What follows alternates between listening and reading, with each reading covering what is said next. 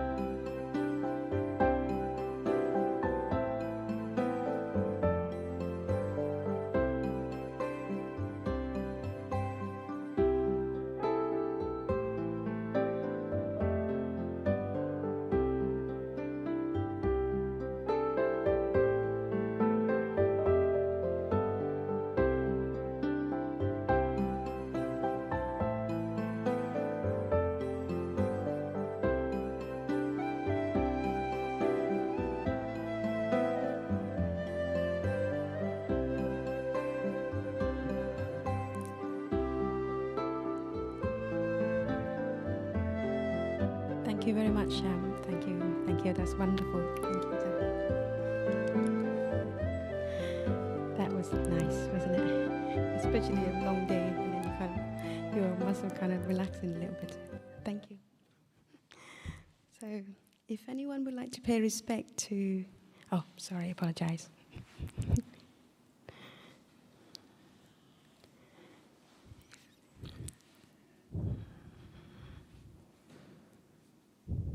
If anyone would like to pay respect to Lord Buddha by bowing 3 times, bow, bow, bow.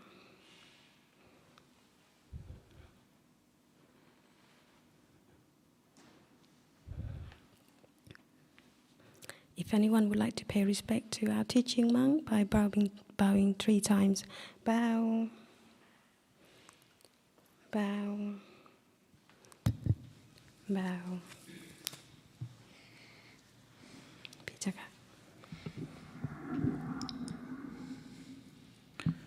So good evening everyone, and just for those who are joining us online via Zoom channel, this is our second European full moon meditation.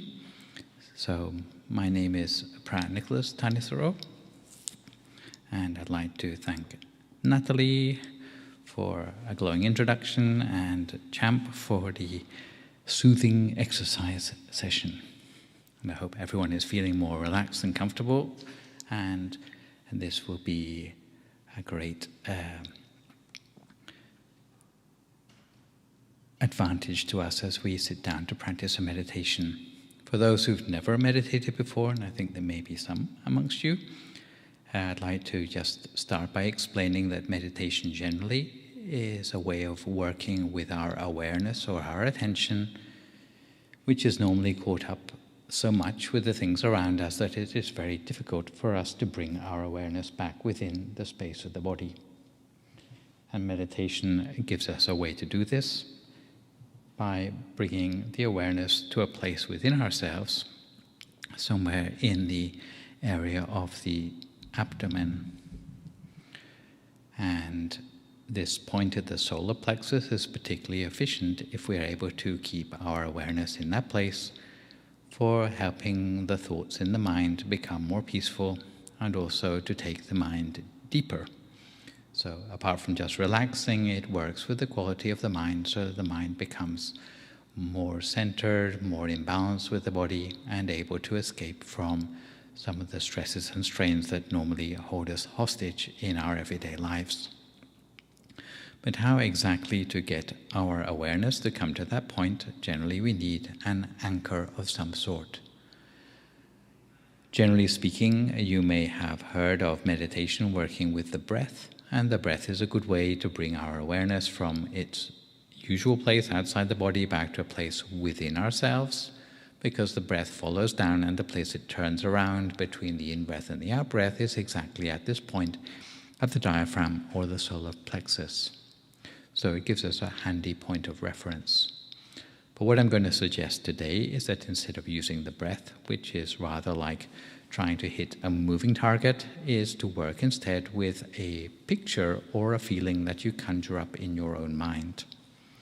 And a picture which might be easy for you to start with is something bright, like a picture of the sun shining, or maybe the full moon. It's a full moon night tonight, although you might not have seen it directly.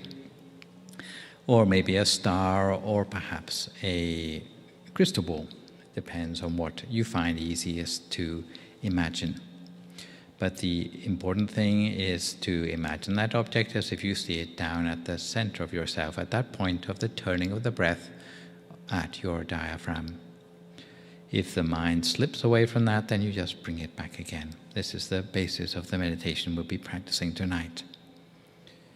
But that's not all. It's not just an exercise in mind control, because we need to be gentle with the mind. Generally, we start each time by, first of all, relaxing our body, because only if the body is relaxed is it possible for the mind to become relaxed as well.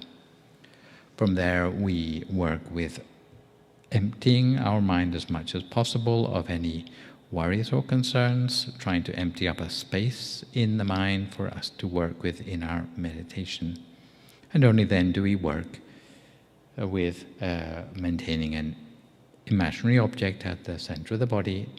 And for those of you who have a particularly troublesome number of thoughts in the mind, you may also find it useful to work with something known as a mantra. You can see the words Samma Arahang written there, and these are words that are helpful for dispelling any unwanted thoughts in the mind, sometimes known as a thought blocker. So what we're going to be doing in a minute is a meditation, which in total will be about 45 minutes long, but because it's a full moon meditation today, we have a special little ceremony partway through where, apart from illuminating ourselves on the inside, we're also illuminating an array of candles in a pattern you can see there, very patriotic, I'm sure you can tell, today, on the occasion of the full moon night. So partway through, I'm going to ask anyone who would like to join in with the lighting of the candles to come and to help to light the candle array, and then go back to your seats to complete the meditation with a loving kindness practice. So if you are sitting comfortably, I would like to say that you should sit up fairly straight in your chair if you can, or sit upright if you're sitting on a meditation mat. The way to put the hands together is with the right hand on top of the left hand. The index finger of the right hand goes up against the thumb of the left hand, and your hands just rest palm upwards in your lap. So if you'd like to make yourself comfortable now, and we will sit for meditation, as I said, for about 45 minutes.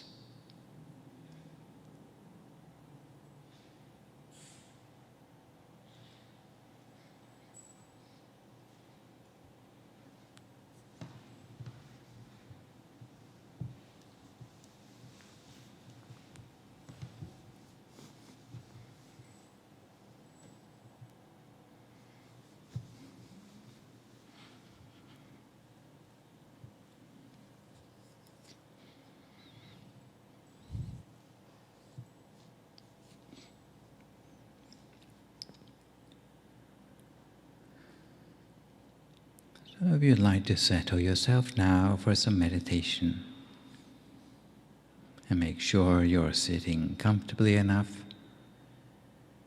to be able to sit for a long, long time without having to move around too much.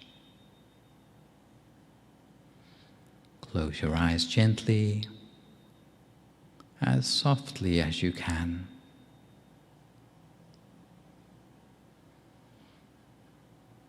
As usual, we take a few good deep breaths to ourselves,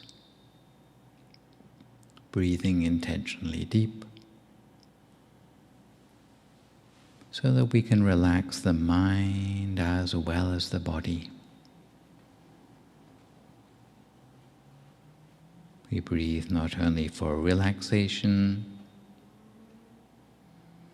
but also to bring the awareness gently back to the body, allowing our breath to become softer as we relax.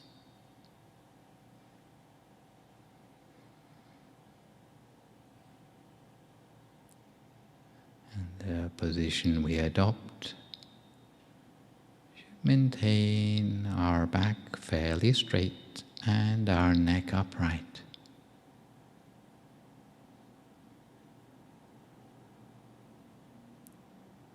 Sometimes we assume our body is relaxed, but when we come to check, we find there are still places where tension lingers on.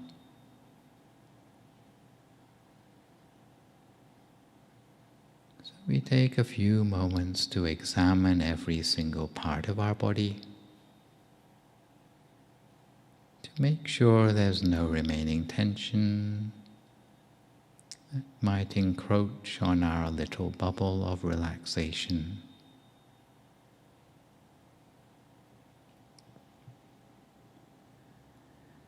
We relax our shoulders From there we continue to relax our arms, down to our hands and our fingers.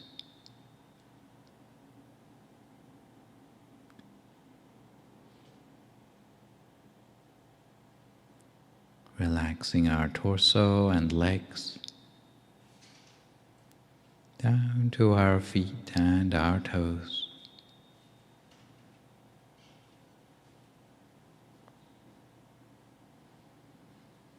And we'll find that if we can get the body to loosen up, then the mind will loosen up as well.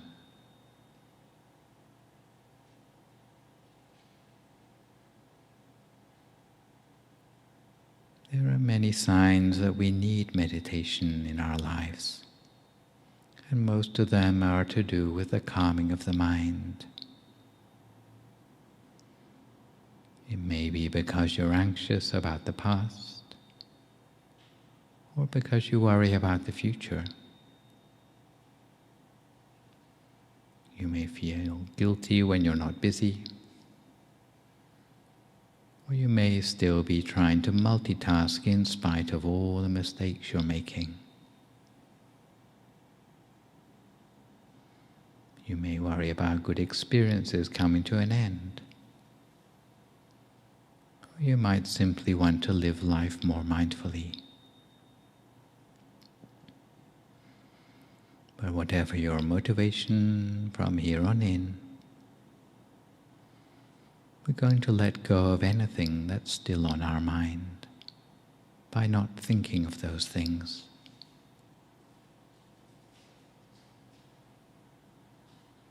So you can imagine that your mind is slowing down, becoming softer, even if it's not yet quite still.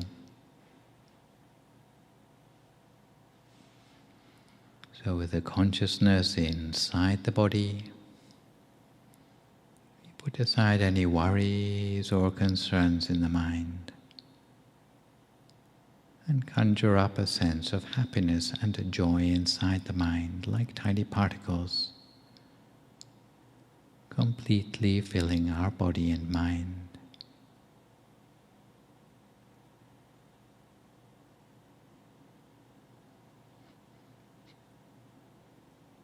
From there, we imagine that inside our body is just an empty space. And within the space of our body, in our mind's eye at least, we conjure up a picture of the sun shining, or perhaps the full moon, a star, a crystal ball, whatever comes easiest to you.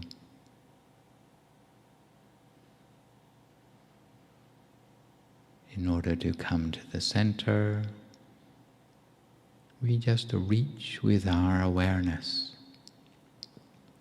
nuzzling and nestling our awareness up against the feeling inside the body center. So we allow our awareness to gravitate down towards the abdomen, not rushing, but reaching with the awareness towards the center of the body, which is like a point of reference or an anchor for the mind. That from now on will help prevent the mind from wandering.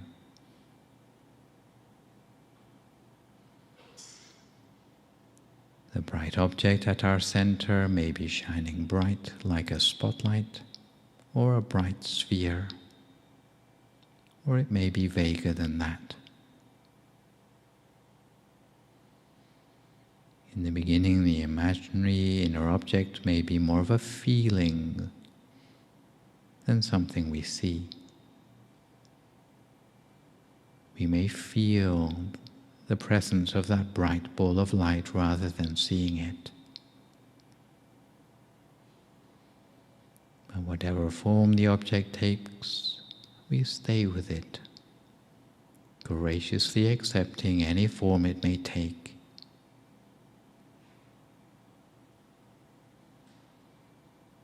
In the meantime, our awareness continues to nuzzle and nestle up against the center of the bright sun inside us.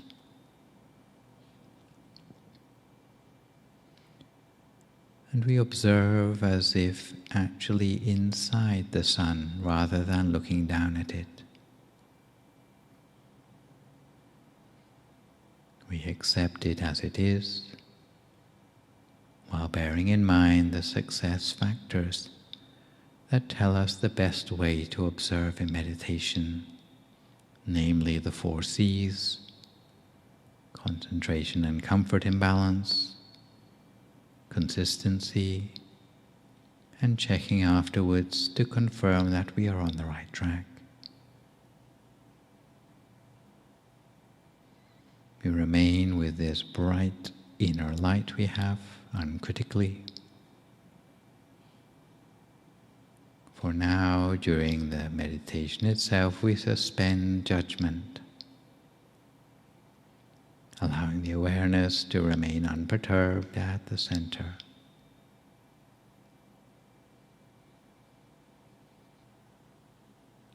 The longer the mind has an unbroken connection with the center, the more we can connect with the profound sense of peace that comes from inside. If our mind slips outside the bright center, then that sense of peace will diminish.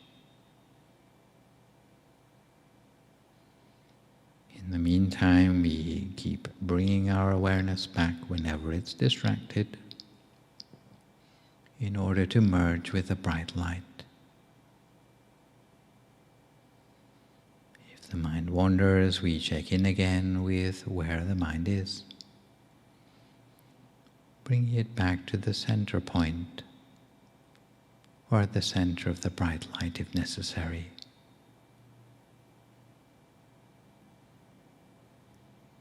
In the meantime, we keep the mind neutral and free of questions or commentary.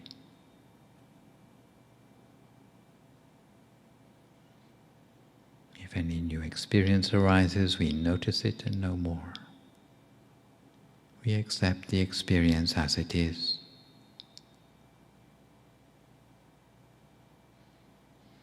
We maintain an observant mind that just accepts what the experience is.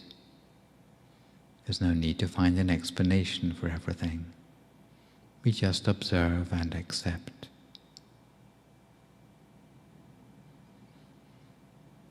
And if we should have thoughts in the mind, we do our best to ignore them, or at least not to elaborate on them. Unless you're one of those people who has so many thoughts that it's impossible to avoid getting entangled in them.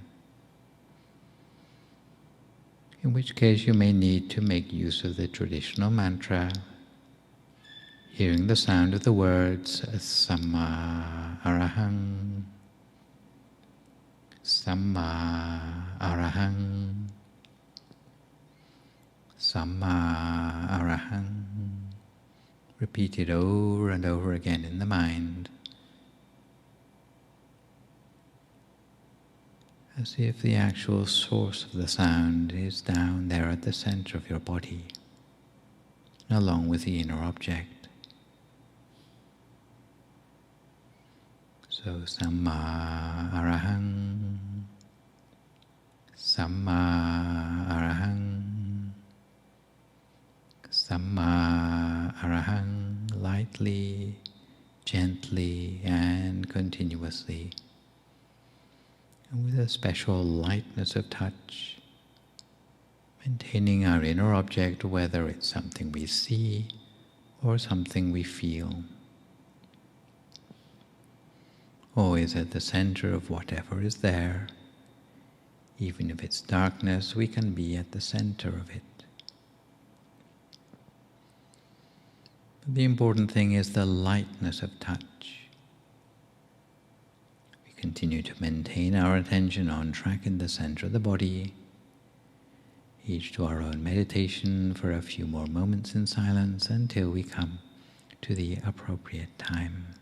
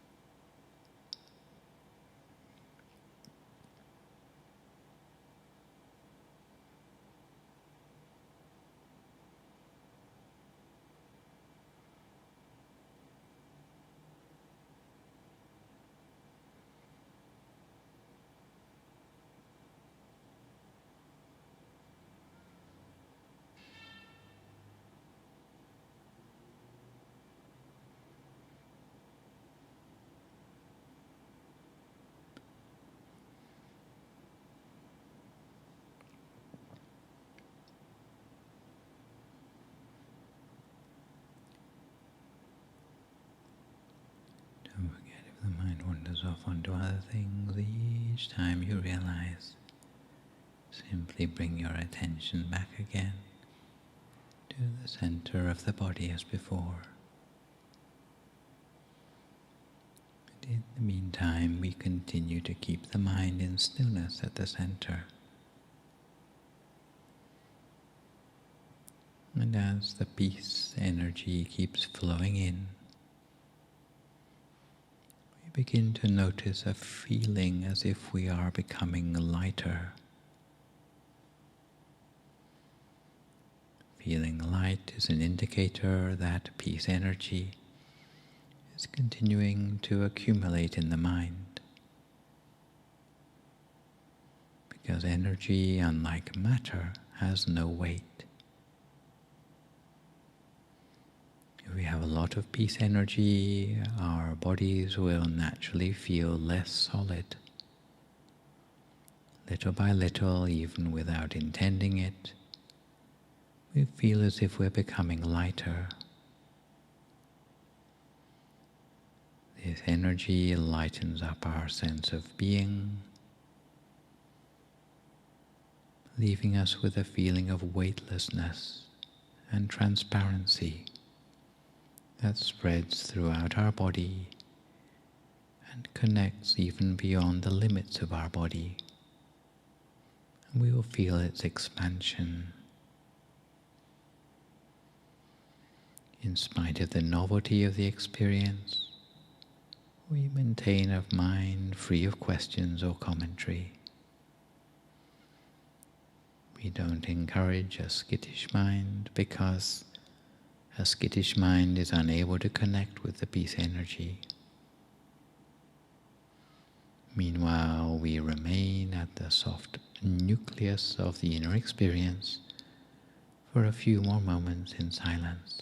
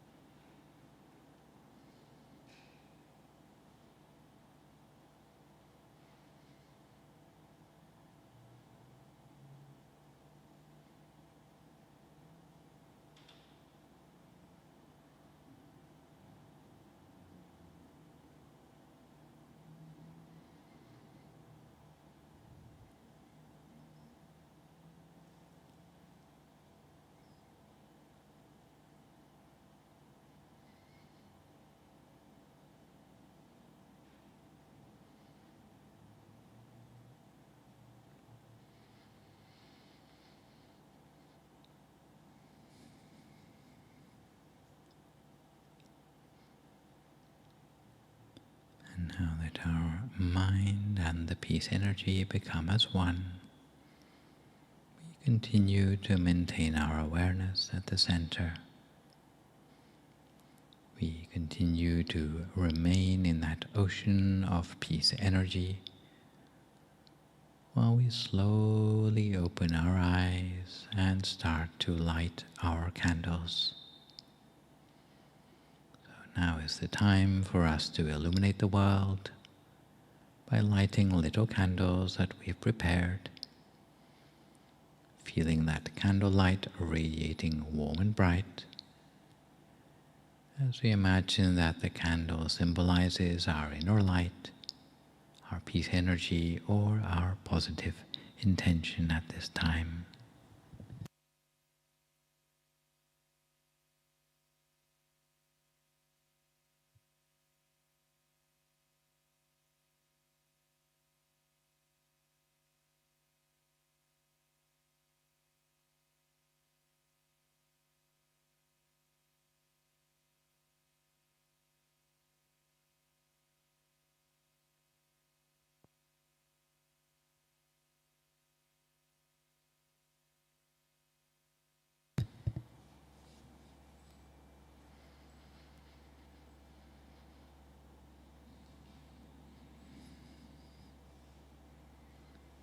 So at this time I'd like to invite our representative to come to receive the candlelight in order to light up the array of little tea lights that we have prepared here.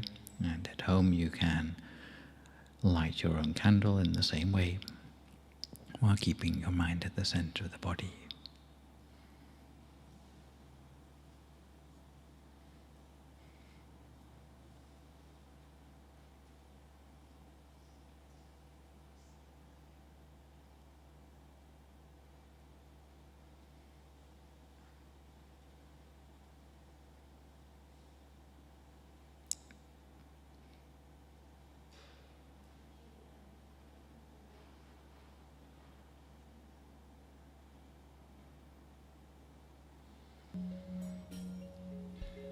Anyone else who would like to join in can light their candles off Jay's candle and help to light the candle array for today. If you prefer to continue just with your meditation and your inner light, then that's also just fine.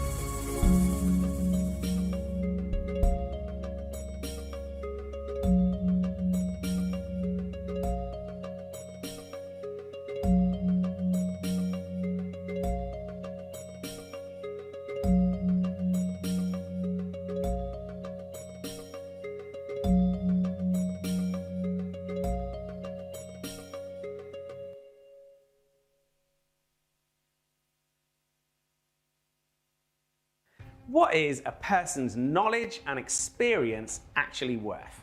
20k a year? 50k? What if I told you there are people making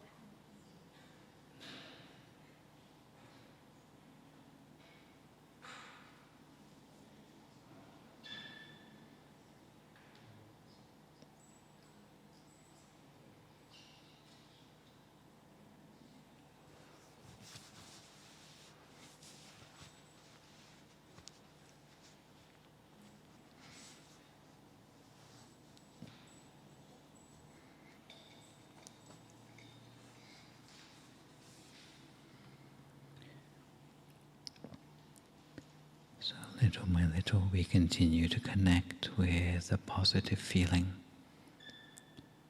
inside ourselves as the mind slows down, gradually slowing down to touch the center space.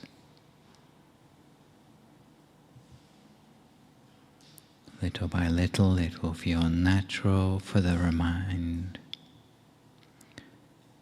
Little by little, it will feel natural for the mind to remain still, especially immersed in the peace energy. When the mind slows down, we can more easily touch that peace energy. Each time our mind awareness touches at the center, the energy inside us will start to flow, pervading us with that tide of peace energy. We might not yet see the energy, but the feeling will be clear. And the feeling of that peace energy continues to feed into our meditation. Of course, the subtle changes in the mind are not yet awakening or enlightenment, but yet the merit energy, being gradually accumulated, paves the way toward transcendental attainment. Without this energy, we can't go any deeper in our meditation, which is why we need to remain present, allowing ourselves to be filled to the brim with this peace energy. So we bide our time as the mind gradually fills with peace energy, a process that may require our patience.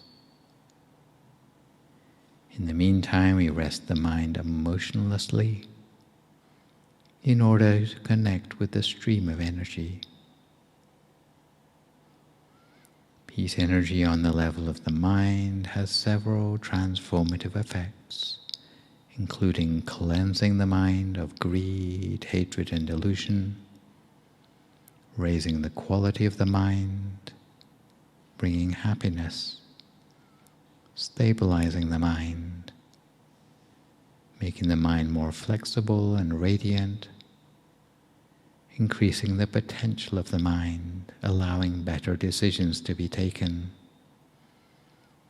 allowing more insightful analysis, and ensuring that our thinking becomes more thorough and comprehensive, noble and deep. For all these benefits, we first need to allow the peace energy to kick in. If we try to get ahead of ourselves when we don't have enough peace energy, then we won't get too far. Eventually in our meditation, we'll end up getting stuck. So let us remain in the center for a moment, absorbing the peace energy with the mind at a standstill. And before long, the sense of lightness will gradually dawn on us.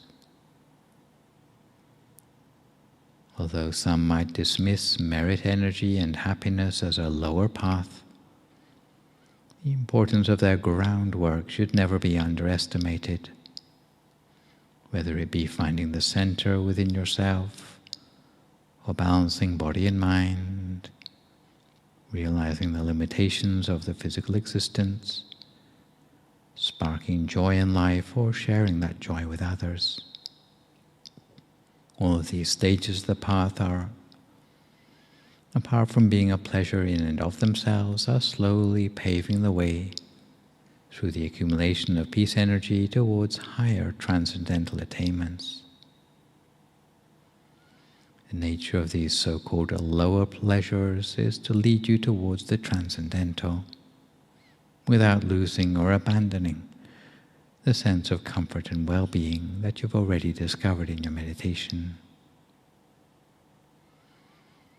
So even while in the midst of meditational lightness and joyousness in life, you'll start to recognize the mundane world as somehow incomplete. Something in the conventional assumptions about life and the world that is off or doesn't click for us. At root, the thing holding us back from an accurate understanding is our own egoic structure, the false identity, the fictitious self, the presence of craving and the sense of being unsatiated. That seems to be what is ruining the world. So we suffer from egotistical attachment to the self, attachment to our body, attachment to family or friends or society.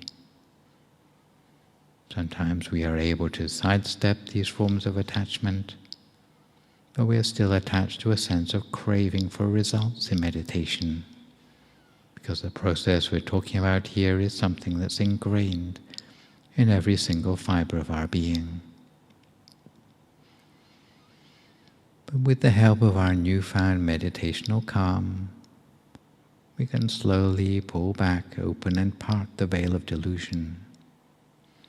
And in this respect, the effort to succeed in meditation and success itself are sometimes as different in nature from one another as a rainbow is different from the rain shower that caused it. To prevent the missing pieces in our understanding,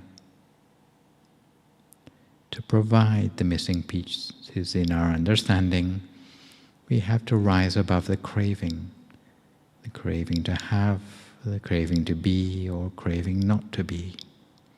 In other words, the mind needs to be neutral but comfortable. If your mind is truly neutral, you'll have the feeling, if I see something in my meditation, that would be good. But if I see nothing in my meditation, that would also be good. Especially when there's a feeling of expansion in your meditation without any anticipation of what will happen next. You also find that any day when you feel happy all day long and there's nothing to annoy you, then you'll be able to meditate particularly well, without the temptation to try to possess enlightenment or grasp at it. We need to go beyond the craving the Buddha referred to as the second noble truth, or grasping, tanha, that never-ending thirst for more of everything, and all-consuming and self-perpetuating assumption that makes us believe we need more, which explains why everyone in the world seems to be busily consuming and eating up the whole world.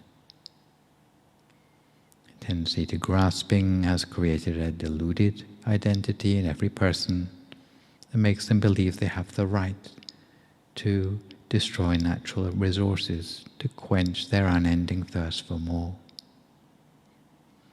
And this tendency to greed ingrained in the mind of every person will gradually be uprooted and cleansed by meditation, as our meditation dovetails gently from the warm, fluffy feeling to a change in the way we look at the world that aligns more closely with reality. There are many paradoxes surrounding the art of meditation. Some examples of this are the gateless gait and non-duality. Zen koans like that of one hand clapping. But no less confusing for the conceptual mind is the paradox of benefiting without benefit being something we can own, which is particularly true for meditation. It's also a paradox to gain benefit when the benefit is no longer personal or egotistical. So from its roots in the feel-good merit energy, meditation starts to have a permanent transformation in the way we see the world. Even as merit energy that keeps on running through you, it allows us to see through the delusions, in the illusions of self, and have greater potential to be present. There's more inspiration and energy throughput available to us as we meditate more deeply. And there's greater merit energy that we're able to access through our body-mind structure. You no longer feel caught up by identification with dramas, with the many problems that people find themselves in. It offers us a greater scope for compassion, love, creativity, lightness, harmony and joy, because it's not stuck in a web of delusion, propped up by fear. All of these things become more accessible to us. A lot of the concerns around death will have fallen away by now, because what we have already experienced in meditation is a death of the ego in a way, which is why they call it to die before you die. And so now that that has been experienced, so much more of life is available. Because if you aren't afraid of death, then you aren't afraid to live either. And it gives us the ability to coexist with paradox. Life no longer needs to make conventional sense, because once you've been through this process of transformation, everything makes sense in this new, very different way. And there's more magic in life. The magic of paradox is alive and well, because now you've seen through what everyone else has ever told you about what you are and who you are. You perceive more clearly than previously that you're overcoming the limited myopic human consciousness of the egotistical structure. And from this stage forth, beyond all these limits, you'll find yourself empowered positively, integrating body, emotions and spirit in alignment. That renders life much more positive, where you can wake up every day and jump out of bed and feel happy, and make your way through everyday life with a bounce in your step. Fully realizing now how merit energy can pave the way toward transcendental progress in our meditation, we focus our mind in this way for a few more moments in silence until we come to the appropriate time.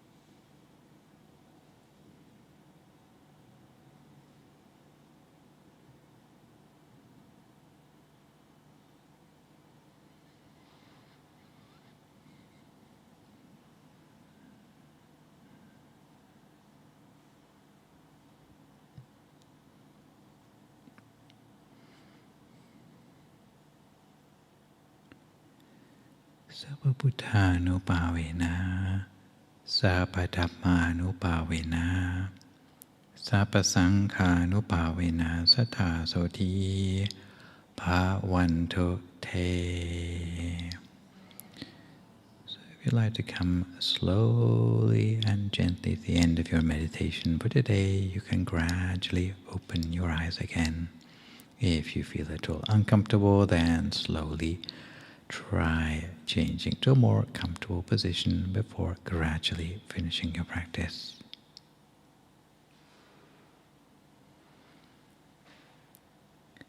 So hopefully you feel illuminated both inside and out by our full moon activity today. And this month brings us to the full moon day of October. And there's some creative genius out there who has given a different name to the full moon of every month to help us to reflect on each season and to contemplate how it affects us and the natural world. And it helps us to maybe delve deeper into where some of these names have come from, because some of them are rooted in European history, some more from American history. But the full moon day of this month is known as the Hunter's Moon, although we would not regard this as a particularly auspicious attribute from the Buddhist perspective. But it marks the end of the harvest season and brings a time to reflect on what we've accomplished during this latest lunar cycle. And other names for it are the October full moon, or the blood moon, the leaf falling moon, the moon where the birds fly south, the moon where the wind shakes off the leaves, and the changing season moon.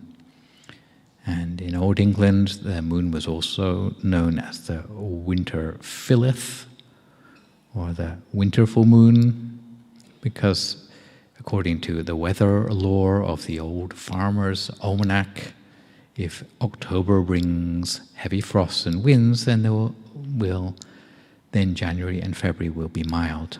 So I don't know what that qualifies as so far this year.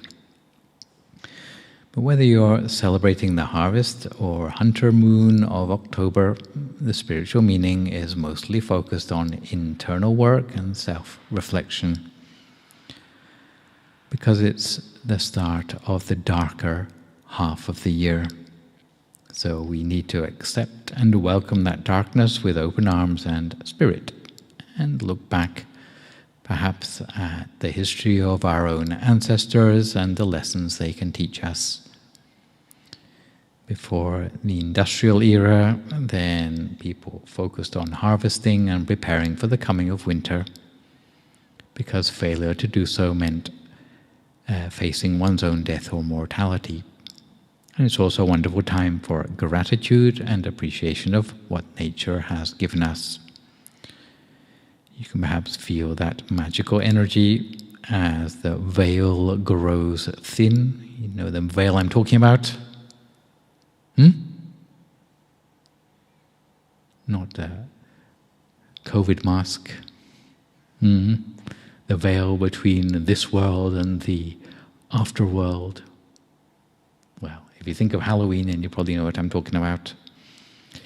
But the ability to communicate with our ancestors apparently is one of the features of this full moon, or loved ones being able to come more easily in touch with us at this time of the year. And it's also a chance to think of spiritual growth and goal setting.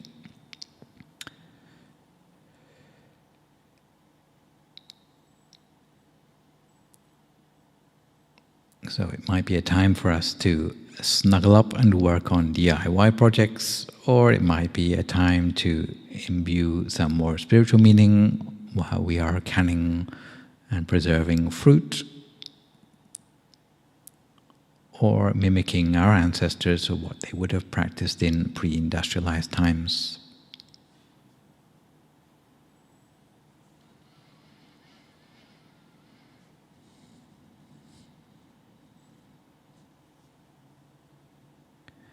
But whether it is a time for us to think about the Halloween coming, cozy blankets and bonfires, that is up to us. But these are all the more conventional aspects that we tend to think about for the full moon. You may not have realized some of the special music we heard just now actually came from Thailand, because on this particular day, going back many thousands of years, there is a legend. Some people might believe it to be more than a legend, of a special spiritual animal known as a naga, like a big serpent, but with more magical powers.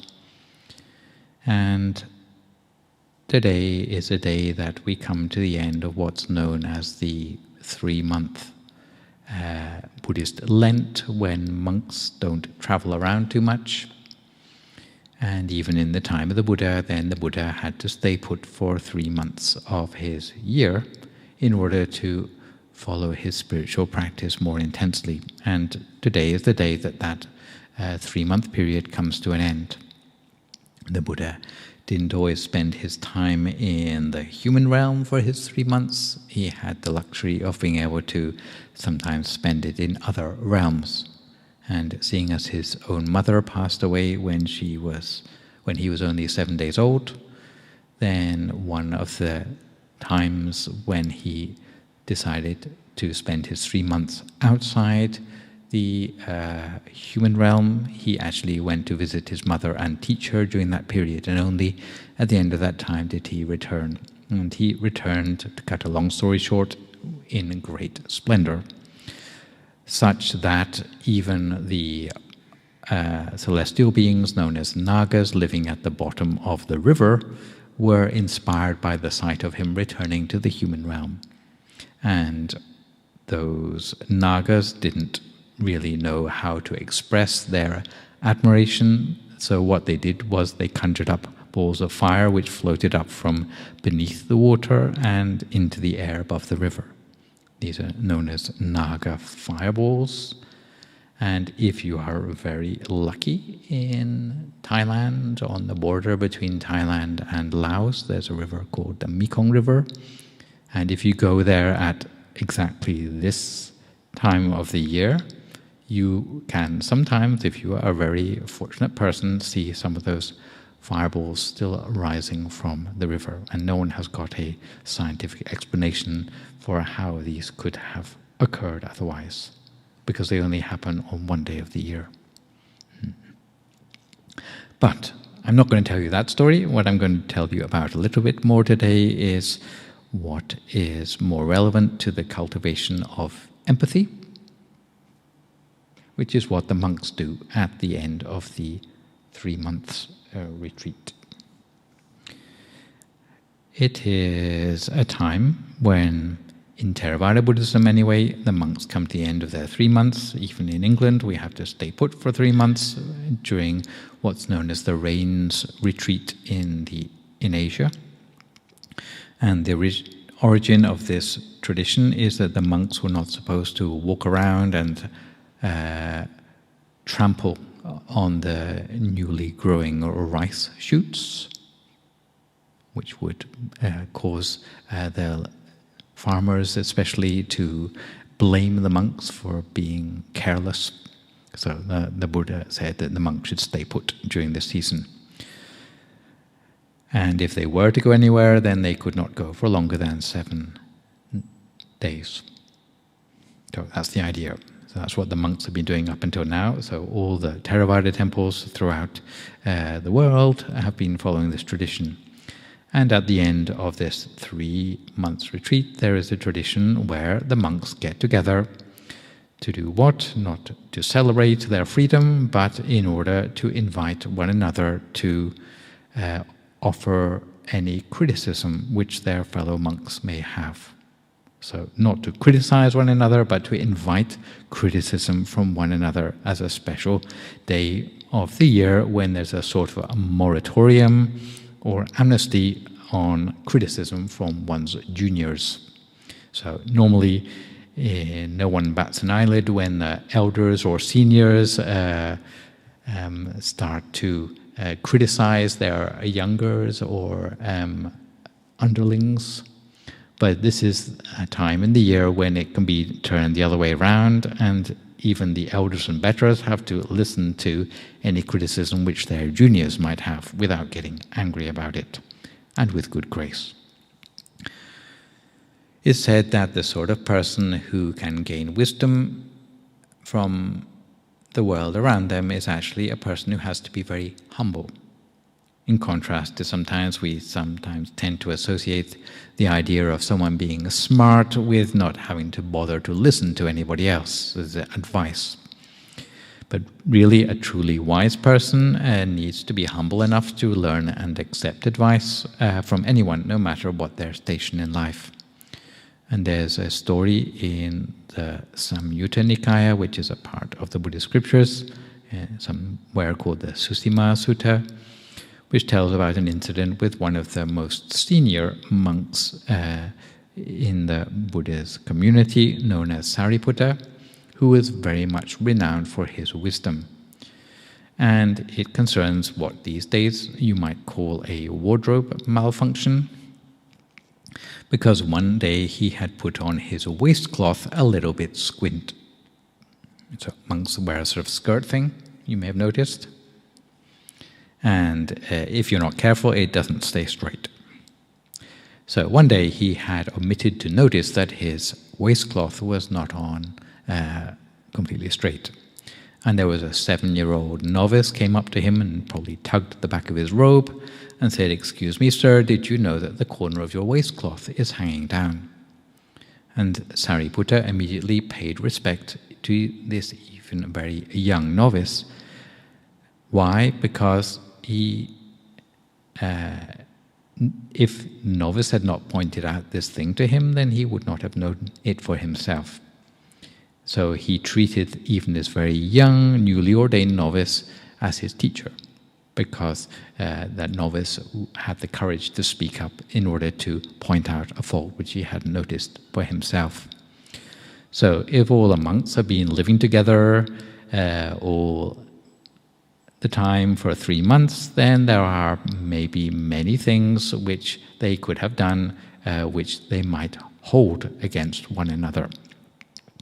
So the monks have to say the words, if there is anything that you have seen or heard or suspect that I have transgressed in the past 3 months, whether it's going to be a verbal action, a physical action, or even a mental action, please feel free to give me the feedback or advice or criticism so that I can be better in future in my practice.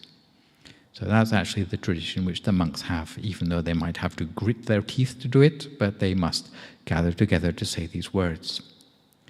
And in the Dhammakaya tradition, we have the expression that someone passing along criticism to us is like someone who points out treasure to us. Because if we are stuck with a fixed view that we are already perfect, if we get complacent, then it just plays to our egos. And in reality, nobody is that perfect, and we all have faults, whether we'd like to admit it or not. But sometimes if we have someone else to reflect those faults to us like a mirror, then we can see our faults a lot more easily, and it allows, which is the point of allowing other people to speak up in order to criticize or explain our shortcomings. So it allows room for communication and makes it a lot easier to foster understanding in a community. So it's about a concept of empathy. I don't know if you can see that. Sometimes people think that empathy is like if you see someone crying, then you go and cry with them so that they feel that they're not alone. But this is like a much more proactive thing, which is you might wonder to yourself, how might I be upsetting other people, and let me go and ask them about it so that I don't upset them anymore in the future. So they don't need to leave them until they're in tears before I realize that something is not quite right here. So it's a little bit like putting yourself in another person's shoes, like a golden rule, treating others as you'd like to be treated yourself. But you can see that sometimes the things which you consider just fine or like neutral or not really taking any liberties are in fact treading on other people's toes without you realizing it. And if you don't ask them, then you never realize that. And society becomes more fragmented as a result, even in the small societies that we might count as our homes or our families. What might look like a peaceful family might actually be stonewalling. You know stonewalling? Where people are just like not on speaking terms anymore. It's actually quite peaceful, because like no one speaks to anyone. They say, go and tell him I want to say that. Looks quite peaceful on the surface, but under the surface there's a lot of things which are left unsaid. So this is actually a time for monks to fix this, so the peace is actually peace that has been brought out in the open. And that way there's a lot more openness and a sense of understanding in the community and empathy occurring as a result of this. So if you would like something to take away from today, or something you might like to try out for yourself, especially on this occasion of the full moon of the end of the Buddhist Lent, then it is maybe to dare to invite criticism, as the monks do at this time of year, from the people who are close to you. So you don't need to sort of post it on Facebook or do Twitter, otherwise you might get more than you asked for or you were expecting, but maybe with people who you trust to be compassionate to you, to invite them to offer any criticism which they may have. And secondly, what they might give you might not be that well thought out, because some people, they just don't think very deeply about what advice to pass on to you. It might be like just their getting back at you. But nonetheless, you should consider all the advice given and see how much truth there is in it. In my old temple in America, we didn't just do it in Pali language, where we just say it as a ritual to get it over with, but they actually had a piece of paper for every person. And hopefully you can't remember the handwriting. But what they did is they put the name at the top of the paper, and then they divide it in 2 columns. And in order to keep it quite light-hearted, you had to write down, thinking of that person with loving kindness, write down one thing which you admire about that person, and then one thing which you think they could do better on. And then fold over the paper and hand it on to the next person in the family or the community, until by the end of it, especially in a community of about 40, where I was in the States, you end up with that piece of paper coming back to you. And you start by looking at the nice column. Oh, look, everyone says, oh, this person is so, lots of ability or something, or smiles a lot, or is always in a good temper. It's usually what they write when they can't think of anything. And then you look at this terrible other column with all the things which they think you ought to do better on, and some of it is just like completely missed the mark. So you can sort of forgive them for that. But the interesting thing is, before you look at it, it's like you know what's going to be in there. It's almost like you know all the faults in yourself, but you've been turning a blind eye to them, even without people mentioning it. So in a sense, it's like we know what we need to fix in ourselves, but we just don't want to go there yet. Or there's a few little things that we want to keep back. Yeah, it's quite scary. All your hair stands on end before you look at what people have actually written, and you think, oh, got away with it for another year, they haven't noticed yet. But then maybe they've got another set of things which they've written down instead. But that is what's known as self-discovery. Yeah, you might want to try it, or you might not. It's up to you. But it might be something which you can learn from the monastic traditions at this time of year, which you can take away as a little exercise for a fun practice in your small communities at home, and learn at this time of year alongside the monks.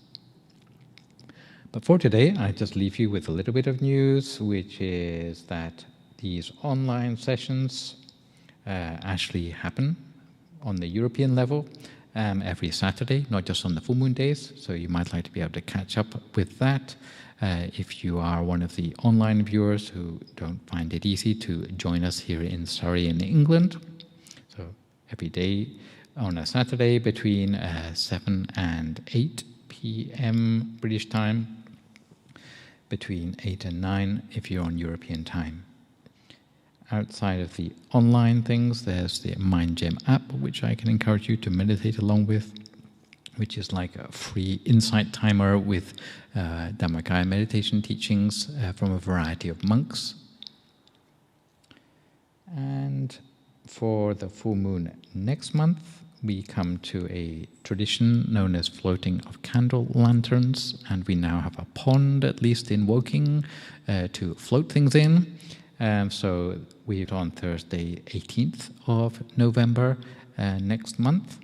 So you can bring your own candle rafts, or you can maybe borrow ones from the temple, which we might have a few of prepared for you.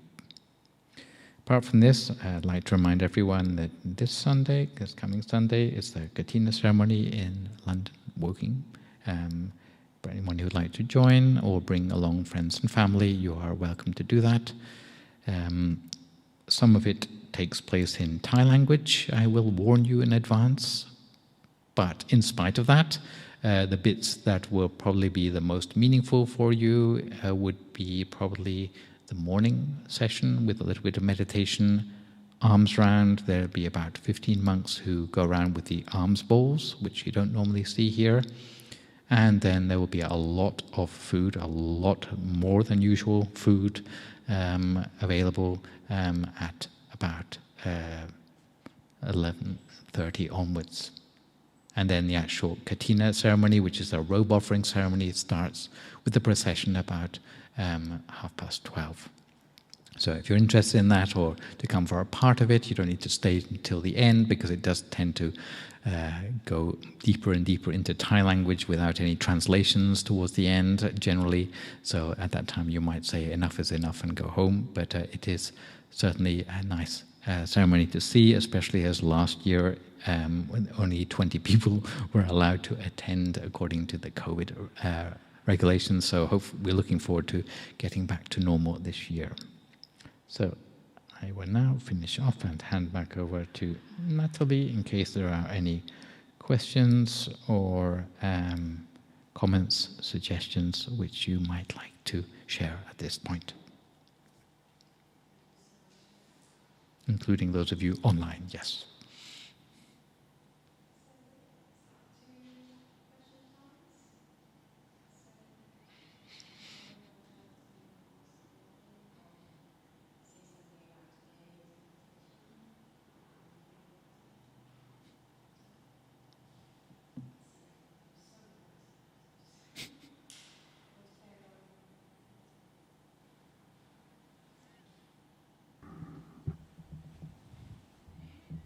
Anyone at all? So yeah, if not so, I have a few questions, just on behalf of everyone. As Luang Pi have mentioned about the Pavarana ceremony for the monks, that they do confession and everything, I would like to ask if there is any role for confession in the life of people who are not monks too. Yeah, sometimes confession immediately makes you think of like Catholic Church or something like that. And in those traditions, it's the idea is that if you confess something, it makes all the badness like go away, and like you're cleansed, and like it doesn't matter anymore. I think in Buddhist tradition, we wouldn't go as far as to say that all the bad things you did have just gone away. But confession, even for lay people, especially if you like own up to something which you've done, you admit it. It shows that you are turning over a new leaf. The fact that you have sort of admitted it to a third person means that you are sort of committing yourself to do better in the future. So sometimes the fact that a person owns up to something bad that they've done is actually a positive sign that they are turning the corner on whatever that problem was in the past. And I think, especially for things like the 12 steps of AA, the fact that people have got community and like a sponsor who helps them through is really important, because it's not just hiding your own weaknesses in your own mind anymore, but it's like admitting it to another person who can then give you that advice and criticism, because they now know that what your weakness is. So they'll be able to help you through it. So confession, even for lay people, is actually quite relevant. But it's not seen as like getting rid of the problem, but it's seen as turning the corner on the problem. Yes, Edward.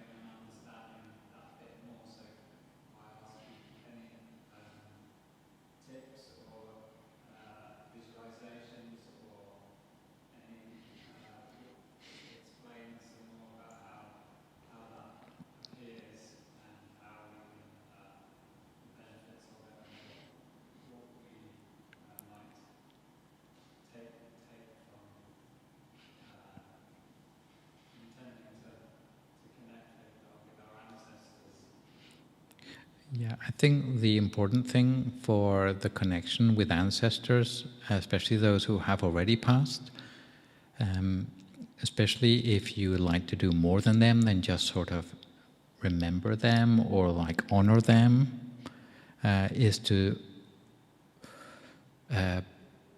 whenever you do something particularly positive in your life, in the meditation I was talking about this peace energy or merit, which is generated in the mind when you meditate or when you do anything good at all, is that it can also be shared for the benefit of other people.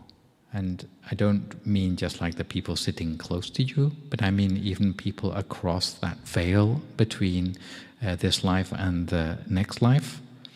So that, for example, if your mother passed away and you're thinking fondly of her, but you miss her, is that whenever you're doing something particularly good, like creating a meditation garden or whatever, is that you should think of her and make a wish within yourself that she share a part of the goodness coming of what you're doing right now.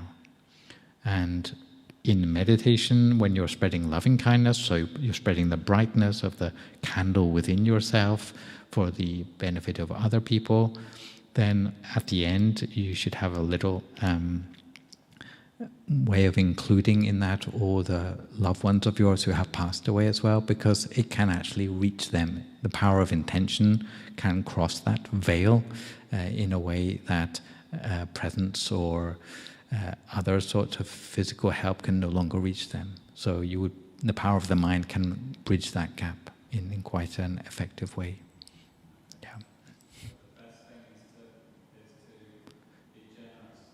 To be generous with your, you may think intentions are nothing, it's just all in the mind, but on the level of those who have already passed, then they are also in the mind as well, because that's all they have left of them. So it can actually cross that bridge and reach them just from the power of our intention.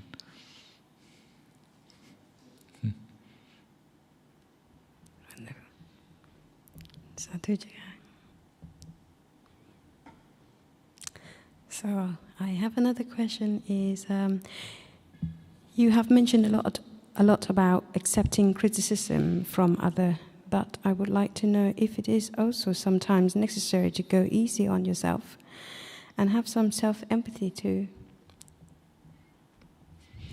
Yeah, the topic I had today may sound a little bit like hardcore. It's like most people have quite enough criticism from other people anyway without having to go looking for it. And they might say, can I have the day off? I think, yes, you do need to be forgiving of yourself and give yourself space in order to be able to accept that criticism in a way that is positive and helps you grow, not just to sort of add to the woes which you have in your life from all these terrible people who have got it in for you, who are constantly finding things to criticize you with without any sensitivity at all from how you feel. So yes, the two need to be kept in balance. Yes, it's good to have the information, and also you need to not want to beat yourself up every time that you realize that you're not perfect. You need to hold the two in balance. Yes, indeed. Sadhu Chaka. Go in the middle way. So yeah. I read some famous scientists and philosophers. They say everything is just vibration and energy. So does meditation increase our vibration and energy so that we are then connected with everybody and the afterlife and the spirit life?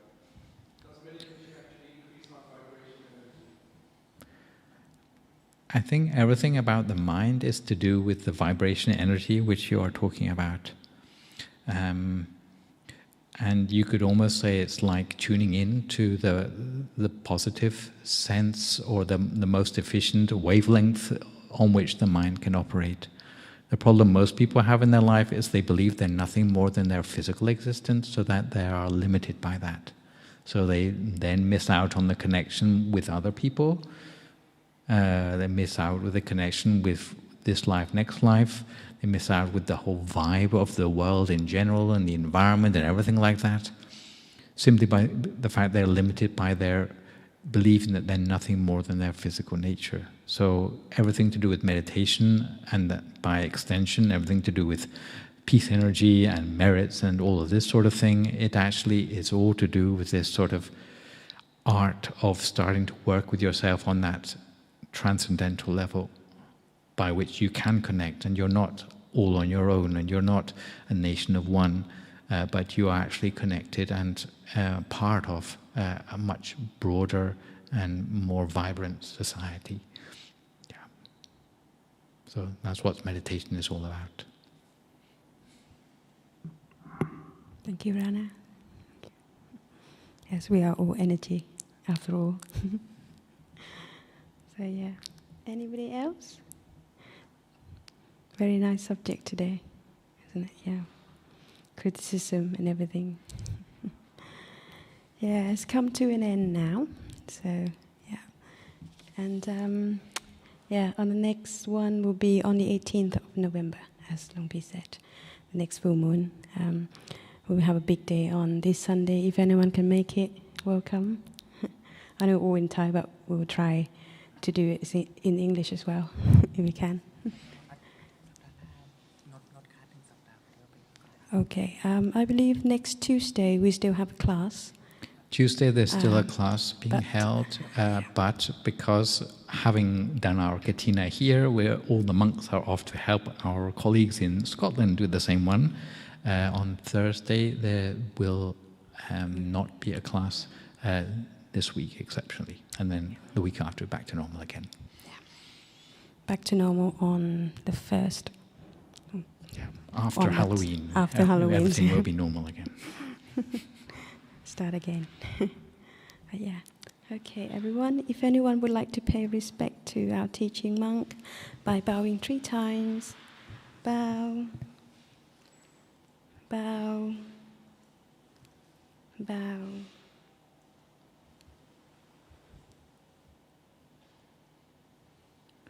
May all of you be blessed with happiness, success, prosperity in life.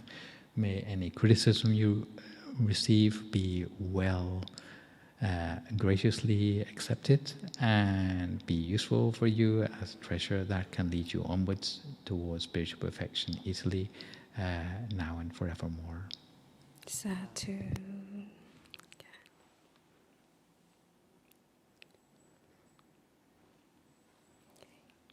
Please pay respect to our Lord Buddha by bowing 3 times. Bow.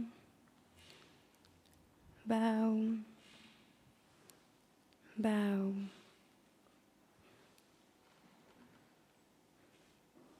May I rejoice in everyone's merits. Sadhuka. If anyone would like to join the group photo by the end, maybe around the table. Yeah, just with the candle. Yeah. Thank you.